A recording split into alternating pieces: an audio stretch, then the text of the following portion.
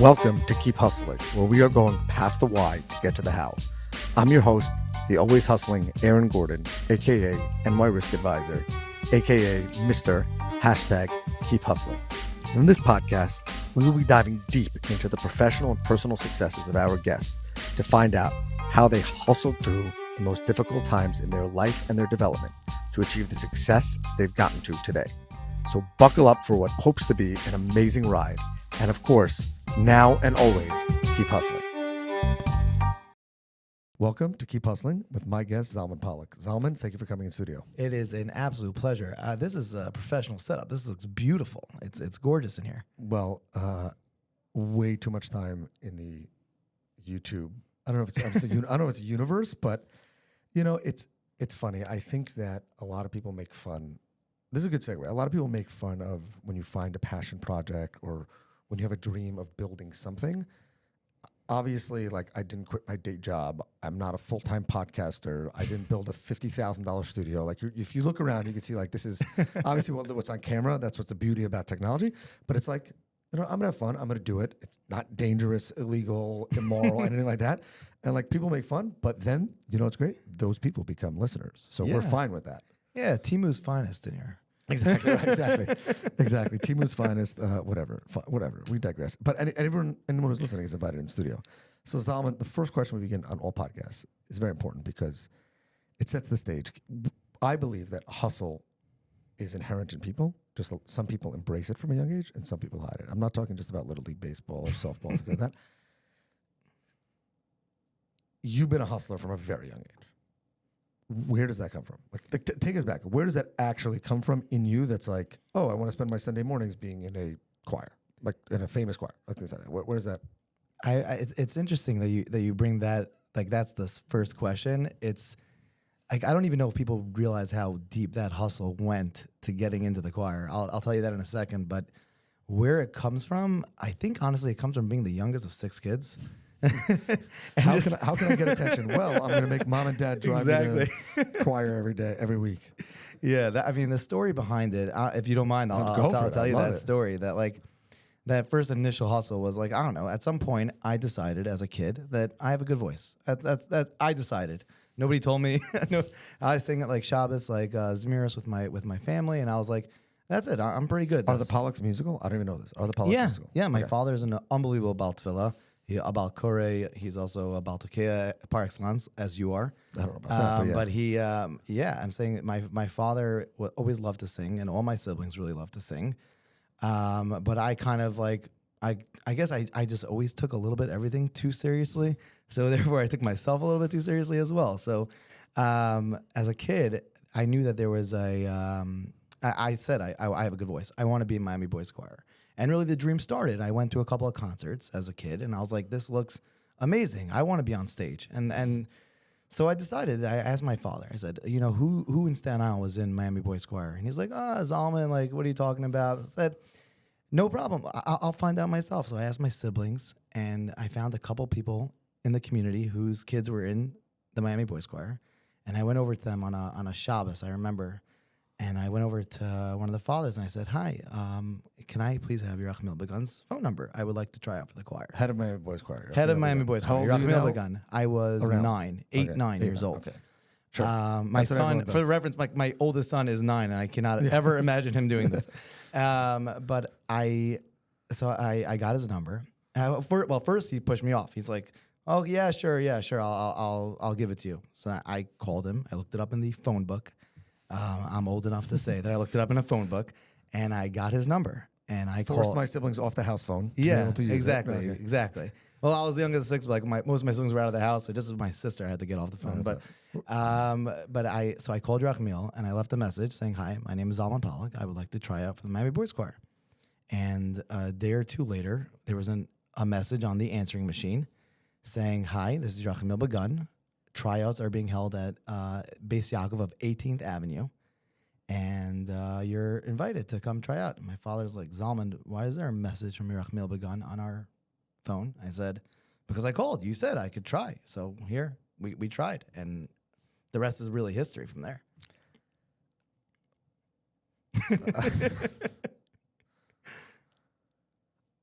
Okay, we're going to unpack that. Most people would not have done that. I would agree. Why? But why did you do it? Meaning, you thought it was cool, or you were like, there's something inside of me that when I sing, you know, a lot of people, obviously, it's a very small percentage of people that become, and we're going to get to this, make a career, or I'm not going to call it a side hustle, because it's not a side hustle at this point. It's a second career to you of being a singer.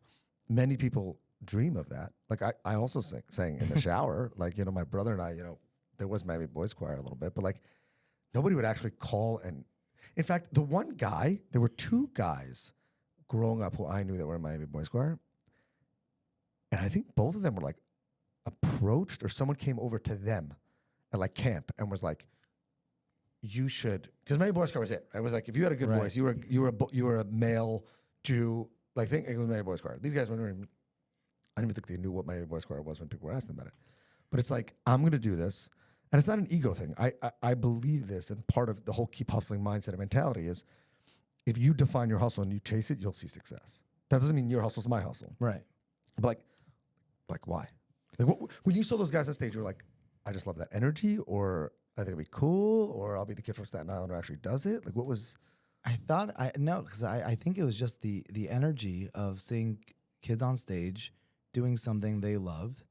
And to me, singing was something that I loved. It was singing and playing ball. I wasn't going to play sports professionally.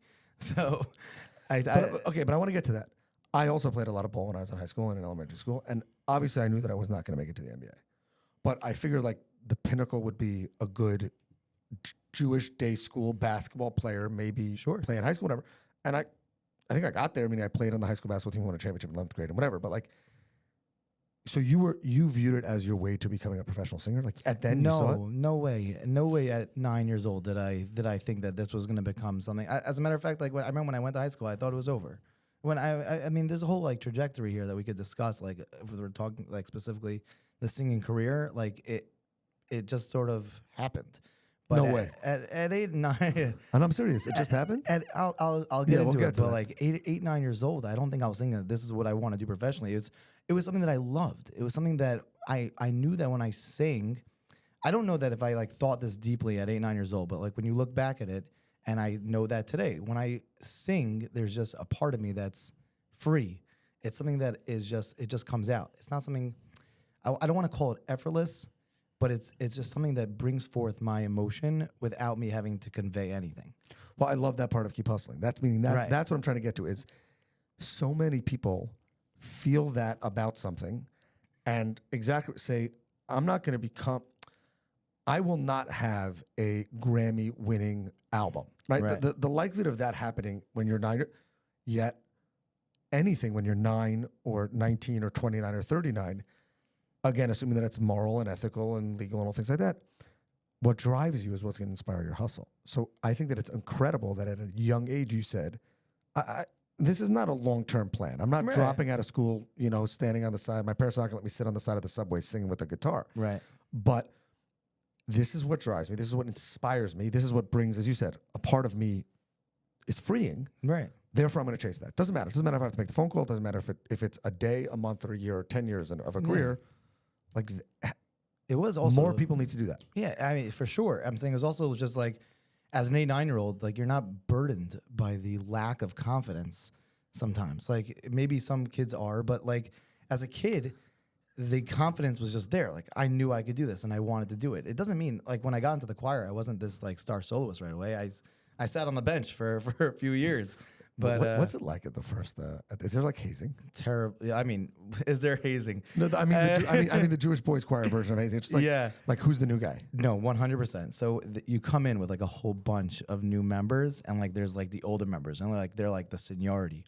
And I actually vividly remember this because there was a friend of mine who was in camp with me, Flatbush Park Day Camp back in the day, and we were both like, oh, we sang in like the choir, and like we both joined my boys choir. But he had like been accepted sort of like a little bit before me.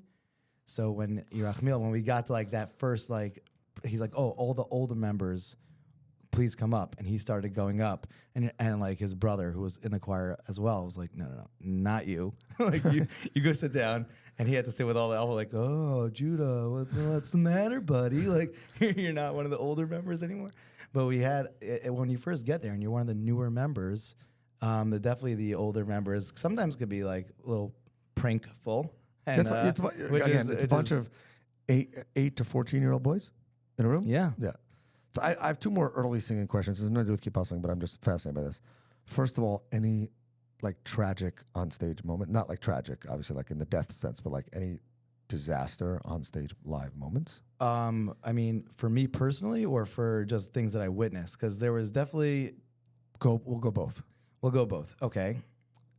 I've got 2 that were okay. One just tragic one was just like kid fell during the dancing, and that was like and he just fell face planted. Terrible. And I'm sorry if I offend your Achmiel Begun right now, because I am a fan. My kids are fans.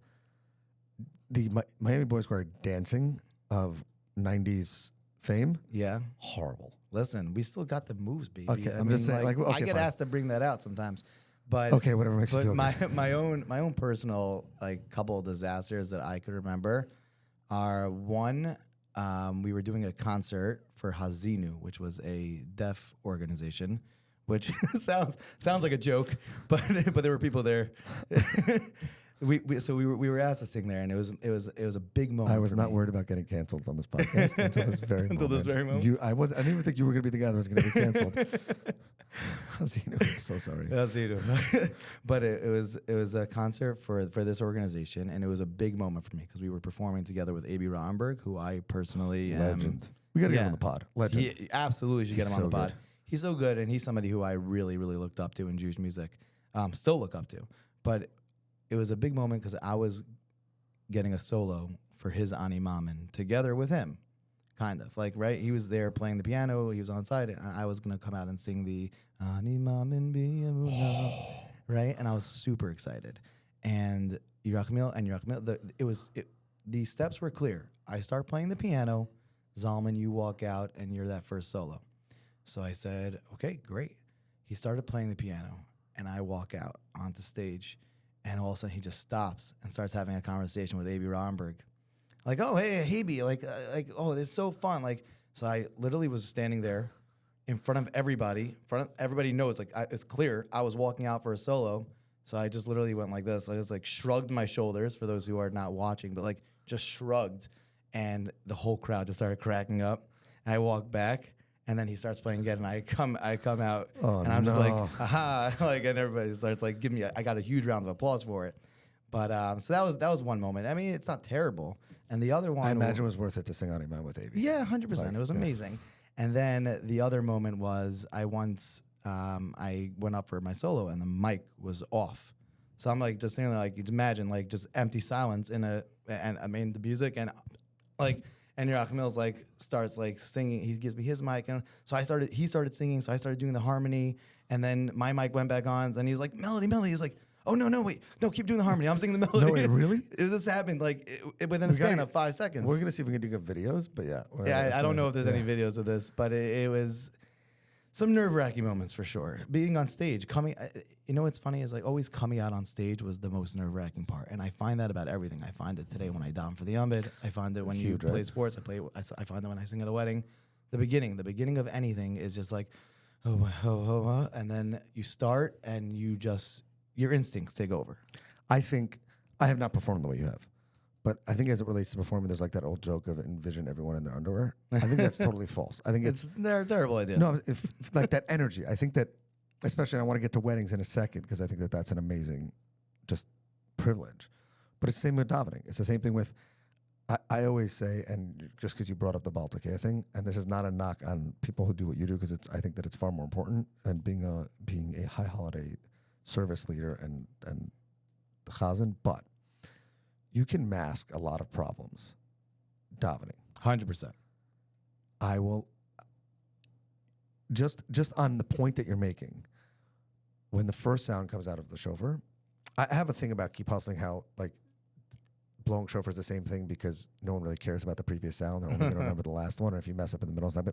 But when that first sound comes out, it's such a relief because you're like, oh, this is actually going to work. Like, I'm not going to be that guy who just, not to digress, but my father, Allah Shalom, was once in shul, and the guy was just bombing to get over, and he just left in the middle. Just booked. Yeah, Just booked. The guy just booked. I can't imagine. The guy just booked. I can't do that. It's such a tough gig. No, I don't know. My- Whatever. It's less. It's a different energy. But I just had to throw that out there in my own defense. But you still get nervous? Of course, I still get nervous. Every time you go out there, you want to be your best self. But no. Okay. Fine. And I get the awe of some of the dovening prayer stuff. I get that. When you go to a wedding, okay, or I was at an event with you recently, you were honestly nervous where you went on there?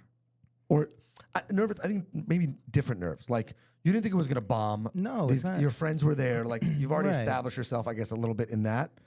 But I don't think it's that you think you're gonna bomb. It's just that you always wanted to make sure. You always want to make sure that you're gonna do a great job, right? And I mean, there's always that fear that maybe maybe your voice is not in shape. Maybe the same way like with the chauffeur, that when you get that first sound out and you find it to be clear, I think it's the same thing. Like when you hit that first note and you're like, okay, I'm here, I'm in shape.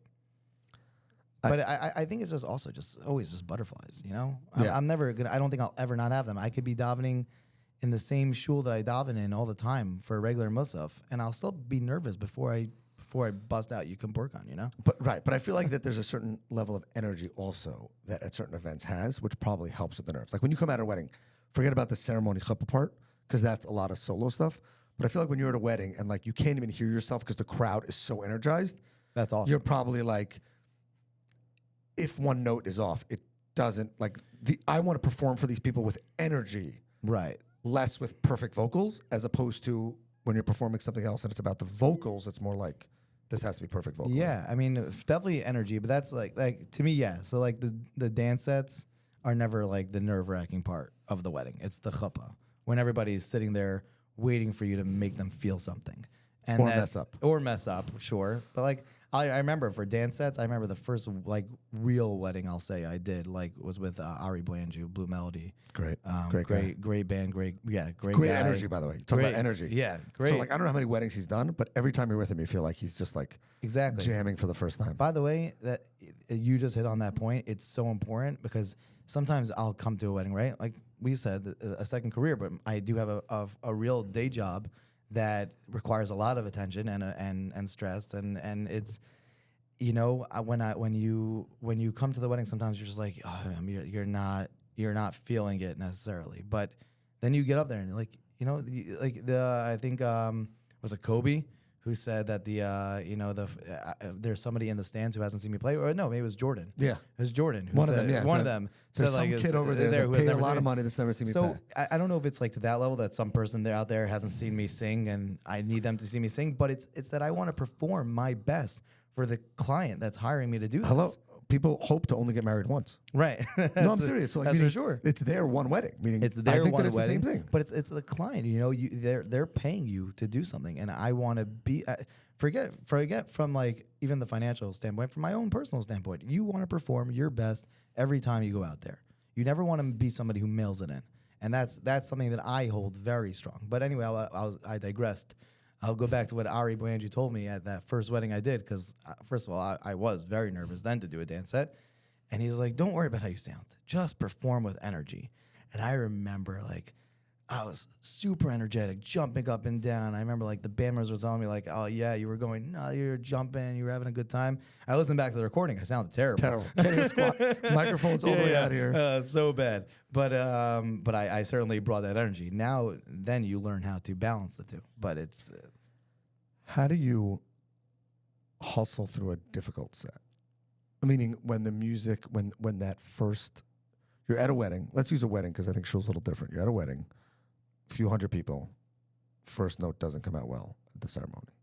How do you hype yourself back to get to it? I don't know hype. I don't know what the answer is about hype or whatever. How do you, it's happened, obviously. You know, let's say or the sound is not what you thought it was going to be quality wise, or any of that stuff, and you kind of have to. So that could always be nerve wracking, right? If the sound is a little bit off, and it's not even necessarily your vocal, but it's the sound that's like you just gotta smile and keep just doing you while you're singing and while they're figuring it out, because they will figure it out, and you don't ever want to be that guy who's like scowling, like That you don't want to Well, be I that. actually, my wife and I've actually mentioned this to my wife. We were once at a wedding, a huge Jewish wedding, huge, and they just blew the power off the place. Right. In the middle, the guy starts singing, and just the whole power goes out. I actually think that's easier as a singer than bad sound. Yeah, Because of course it is. Okay, you smile, you make it like maybe a joke about it, and then everyone starts singing with you, and nobody expects it to be of any quality Right. because there's no power. Right. You just keep singing, and like people will remember that moment. But now forever. but I'm saying now you start singing, and it's not because of you. It sounds horrible. What do you do? You just keep going because there's nothing really you could do about it. If there's a break, I'll maybe go over to the sound guy and say, hey, listen, something doesn't sound right. But you try to always do it respectfully, obviously. You never want to mess up. You never want to mess He's with got all the power. Yeah, you don't want to mess with the sound guy. But you always try. But like on a personal note, when you get there and let's say you're on a back-to-back or you weren't feeling well, right? Sometimes you get hired months in advance. You don't know that you're not going to feel well, but you don't feel well. But you still show up and you still do your job. And maybe your vocals are not where you want them to be. I've had that. And you just, you take a breath, you try to remember your breathing, you try to remember your technique. And you do the best you can. Are you sometimes going to sound a little bit off? It's going to happen. I'm sure every singer would say that they've had off days and they've had moments. But I think that even on my most off day, I was able to get through it. What was it like when you got your first wedding? How'd it feel? Meaning, what I mean is, like, were you actively looking for it? You were throwing your name out there. You had demos. I don't know how it works. And then someone finally says, like, I want you. I mentioned this on a different episode. There's a relatively famous Jewish singer. His name is Barry Weber. Maybe Sure. one day he'll be on it. So I was his first ever out-of-town wedding. Oh, really? And he was so... maybe it was just because it was my wedding that I felt that his energy was through the roof. But I remember running into him. It was out of town, so like there was a room in the hotel with like before the wedding, like drinks and cookies and fruit for anyone from out of town that arrived a little bit early. And I remember walking there and seeing him, and he was like giddy. And I was like, this is awesome. Like, I don't particularly know who you are. Like, I never heard of the guy before. Someone suggested it and was like, oh, if this is the vibe you're going for, but you don't want to break the bank on flying someone ever, this is your guy. And it's funny because now whenever I see him at weddings, the joke is that my mother-in-law especially, but I remind him of this. And he's like, he doesn't like owe me anything, but it's like funny how like this guy became famous. And I remember him like being so happy that the wedding was ending late and there was an offer on the table to stay over and not red eye back that night. Like, I remember how happy he was. Like, oh my gosh, you guys would do that for me? I remember speaking to him before the wedding. It was like, now he's like world famous. So. Yeah, he's world famous. How did I feel when I got my first wedding? I'm trying to remember like what I would consider my first wedding. Like, there was the first wedding that I did with like, one-man band style, and then there's the first wedding that I did with like a full band. But I think even that, that first wedding with a one-man band, I think it may have been Ellie Wax. And I think it was like a day after my niece's wedding, my nephew's wedding, like back in like 2018. It just like, I was just like, okay, this is real. Like I've been doing Havdalah. I was doing Shabbos. I was doing Havdahs. And I was getting a call for a chuppah. I had always done my friends' chuppahs. And then all of a sudden it was a wedding that they didn't know me. And somehow they got to me and I ended up singing their full kid's wedding. And I was ecstatic. I was like super excited. Like, okay, I'm here. And this is going to be great. And I remember like, just feeling that moment, and it was really incredible. I do remember that. Yeah, I remember finally on it. Now I'm like smiling about it. But that's like one of the things that we talk about is a lot of people quit just short of that dream. And again, I don't think it's a full-time job. I don't think it's you're not making Jay-Z type money. Obviously, I don't think. At least maybe I'm wrong. I'm not. Not yet. Confirmed. Not yet. Confirmed. Not yet. But it's like, how many people would have stopped just short of that? How many people would have said, I won't put my name out there? How many people would have said, I won't go for that? And now it's taken off, dude. You have gigs like, I want to get to that, and I want to get to a different part of the hustle in a second, but like, you have gigs all the time. So it's like you started performing after you were married. Now I'm pivoting. It like really took off. Shabbos I had started doing a little bit before I got married. A little bit before I ever met my wife, even. Like, So how does that go on the dating thing? By the way, my goal is, by the way, if this works out, I'll be gone 4 nights a week during busy season, 3 nights a week during the fair season. But don't worry, there's always, you're a part of it. And the 3 weeks, don't worry, you'll always have me during the 3 weeks. right. Unless I'm doing an acapella kumsitz. So, but besides that, yeah. So I think it gets back to what I was like, that story I was going to tell you before, just like how this happened. I never thought that this was going to be what it is. So I was in Israel for I left the Miami Boys Choir, right? Rachmil had even asked me, like, I went to Ner Yisrael for high school. I was going out of town. I said, like, I'm done. Oh, just come back for concerts. I said, no, once I'm done, I'm done. I'm out. And when I got to high school, I was like, okay, yeah, I was a Miami Boys Choir kid. It was a couple years ago. Cool. I get to Israel, and like I got together with a few friends, Joey Newcomb, Moshe Vigdor, to name a couple, Moshe Auslander, and Pre-fame for everybody. pre-fame for everybody. Just making sure, okay. And we would get like asked to come to like people's houses for like meals. We would all be invited together so that we can make Shabbos mirrors nice. And it was like, okay, it was a cute little thing. Then we got like our first like chuppah in Israel, like a random Some thing. moshav with no shoes. Kind of. It was like something like I remember showing up and I'm like, wow, I am overdressed. And we did that chuppah. We did a couple of like friends chuppahs in Eretz Yisrael. But like, again, I never thought it was going to be anything. We get back to America, and we said, like, people always asked us to come and sing at Shabbos. Remember, Effie Tallenblatt was a part of that crew. Just like remembering all the names who were coming, and we said, like, maybe we should do this by Simchas. You see a lot of times we love Hasidim. We could be like the non-Hasidish version of Mizamrim, like, cool. And we started doing it, and I remember like booking our first few gigs, and that's what I thought it was. Few gigs here or there.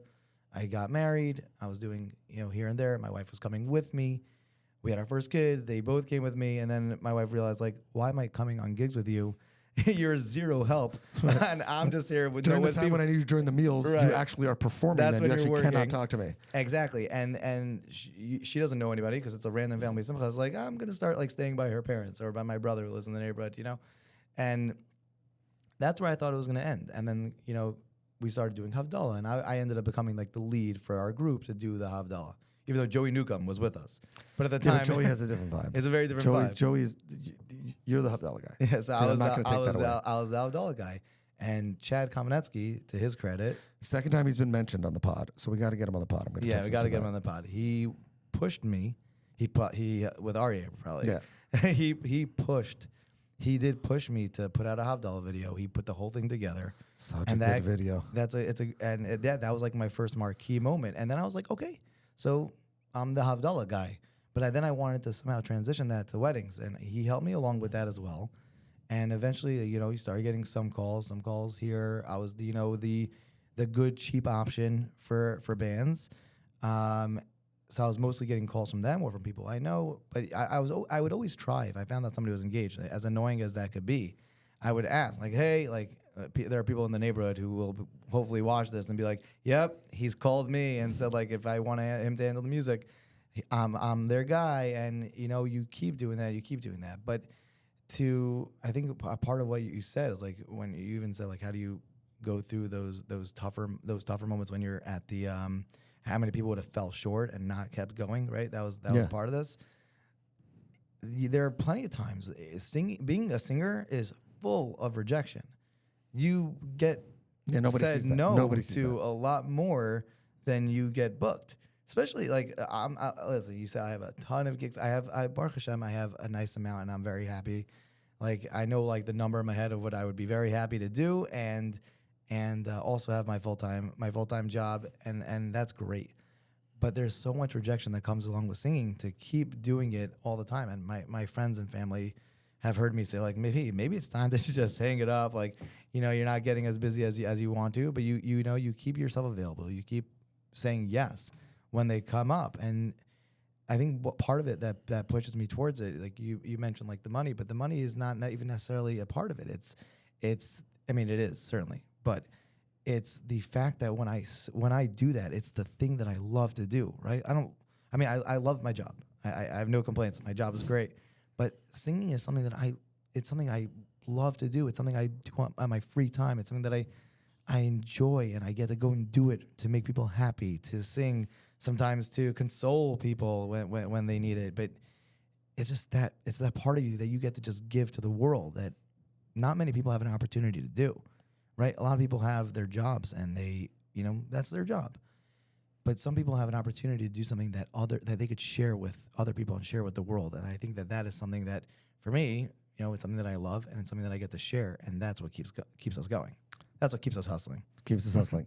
First of all, love that Havdalah video. I imagine a lot of people told you you're a complete nutcase when you did it. So that's part of it. Part of keep hustling is realizing that if every single person supported what you were doing or thought what you were doing was right, they would do it themselves, and then it wouldn't be your hustle. So I love that video. Your most moving fan or client moment? Moving fan or client moment. There's. I'm trying to think of things that could come to mind. Most moving. Some of the messages I've gotten, after I put out stuff. Well, let me just say, Rafainu obviously hit a chord with me. My father, I think it was in Avelis when it came out. Right, from my father. I hate to be the one who says this publicly, but you can tell when a musician feels the song. And I don't believe, let me just say this, I don't believe that every musician on every album, every song has to be their favorite song and their passion, because then you wouldn't have albums. You would have one song every 10 years because that's what really speaks to them. But there's some when it's like, okay, I got this. Like this vibe is coming through. But I think of the Havdalah thing too. There was a certain level of emotion. Profane was pretty awesome. Okay, so anyway, we digress. There's, yes, obviously that song was very emotional for me, and I remember when you listened to it. I think your father was sick at the time. It was before you were in Avelis. It could be. When did it come out? Right before Pesach. So it was right. It came out right before. And, that's what it was. I remember you texting me something very emotional, and I remember that feeling. And I've gotten messages like that. The question wasn't to lead about me, just so you know. Well, I know. I'm saying the messages that I've gotten and some of the stuff I put out have been truly, truly moving. And I think that's some of that fan reaction and client reaction. But there's something that came up recently at a client/fan reaction. So I'll combine the two. I'm sure there's other examples of to answer your question, but this is something that just popped into my head now. Was I got called to do a wedding, and I didn't know who it was. I was booked through a band, and I showed up to the wedding and I saw a whole bunch of people I knew there, and I was like, well, whose wedding is this? I didn't know who it was at the time. Nobody from the client side reached out to me. I was booked solely through the band. And I asked everybody, what are you doing here? And they're like, oh, this is, we won't say the name. This is what's her name's wedding from Hashivenu. Hashivenu is the shul I daven for Rosh Yom Kippur. So I was like, oh, that's so cool. That's so nice. I'm so appreciative that they booked me. To me, that's where it ended. Like I was the Baal Tefillah. They liked what you. Right. They liked what I did. I find out after. The Kala comes over to me after the wedding. And she goes, I just want you to know I'm so happy you're here. I'm like, I'm so happy to be here. Thank you for having me. She goes, you should just know that I didn't care about anything else about my wedding. I didn't care where it was. I didn't care when it was. I didn't care about the flowers, the food, nothing. The only thing I said I needed was I need Zalman Pollack at my wedding. That alone was something stirring and emotional and so appreciative to that person. And hopefully more people feel that way. But she said to me, yeah. At Zalman Pollack on all social media platforms. And she said to me, yeah, do you know why? I said, why? She goes, because for the last 5 years, I've been davening in Hashivenu, Rosh Yom Kippur. And this year specifically, your davening on Rosh Yom Kippur moved me to a place that I don't think I was ever moved before. And I believe it's b'schus that completely that I was able to find my bashert. She was an older single girl, and to me, that just let me just comment just for 1 second. For those those are not religious Jews. So Zalman leading prayers on the high holidays, and the bride basically says that she believes that her prayers were answered to find her husband. Right through her prayer that was inspired by being in the room with you. Right, which to me was one of the most emotional. No pressure though. No pressure next year though. Yeah, no exactly. Pressure. but it was just something that so tremendously moved me, because when you're up there, you're always thinking like, do I sound good? Like, are the songs good? But it goes so much deeper than that. Your ability to influence others and make them feel something could completely change their entire experience of Their life. What do you mean, their whole life? Their whole life, but their experience of a moment, meaning it's a microcosm of something, right? But yes, this happened to have been a big moment, but in anything that you're doing, if you're putting your all and you're feeling that emotion, and that crowd could be having a completely different experience solely as a result of what you're doing. I love that. Wow. Zalman, we got to do another episode. It was a lot of fun. I'm not going to ask you the most annoying fan. We're not going to do that. But we have a closing tradition on this podcast where we ask our guests to leave us with their favorite motivational, inspirational quote and what it means to them. So I'll say thank you again for coming in studio. Thank you for joining us. And the floor is yours. Thank you for having me. First of all, I really enjoyed being on here. A lot of fun. It's an easy flowing conversation. Hopefully people enjoy it. And if not, who cares? yeah. hustling. The most motivational quote that comes to mind is Wayne Gretzky / Michael Scott famously said, Michael Scott from The Office, famously said, "You miss 100% of the shots you don't take." And that, to me, I'm sure you've gotten that on this podcast before. It's a good one, and it's a famous one. But what does it mean to me? It means that if you don't ever, it's simple. I think it's intuitive what it means. If you don't ever take your shot, or you don't ever try something, you will never know if you will succeed. 100%. You will never know. And the one that hits, you'll never get. And forget it on a selfish level that you'll never know if it will succeed. You never know what you could do for somebody else. Because if you don't take that shot, let's say you have a gift that you could share with the world. If you don't take your shot, you don't know how much you could have impacted somebody, right? My story is an example of it, but anybody could have this, and they could be solely they could be solely responsible for somebody doing something because of the shot that they took. It's amazing. That is keep hustling. Let's keep hustling. What's the famous quote from you? Well, do I get to ask that? Am I allowed to? I end every episode with a do well by doing good. This has been another episode of Keep Hustling with Zalman Pollack. Remember, do well by doing good, and always keep hustling. Thank you so much for having me. All right, hustlers, that brings us to the end of another fantastic episode. Thank you for listening. Be sure to subscribe to our podcast so you never miss an episode. If you have any suggestions, comments, or even just want to say hello, please feel free to reach out to us on all social media platforms. We are Keep Hustling Pod. Until next time, stay curious, stay hungry, and keep hustling.